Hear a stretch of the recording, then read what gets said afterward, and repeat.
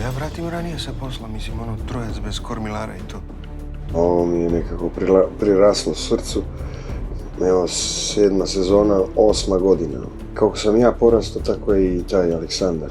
Iako mu je i dalje pravda na prvom mestu, mislim da je sad preovladava porodica, sin, pokvarenjak, ali u stvari je on na strani pravde, iako se dovija tim svojim pokvarenim vezama, kanalima, da bi došao do te neke pravde.